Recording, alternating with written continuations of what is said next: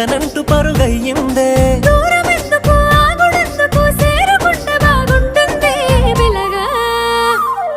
సిలక నిన్ను చూడకుంటే రోజన్న గడవదాయే నా సిలక, మాట్లాడకుంటే మన సొంత మూగవాయే. పిలగా నీ ఆదిలోన రోజంతా తిరుగుడాయే నా పిలగా, ఎప్పుడొత్తవాని దారుల్లో చూసుడాయే.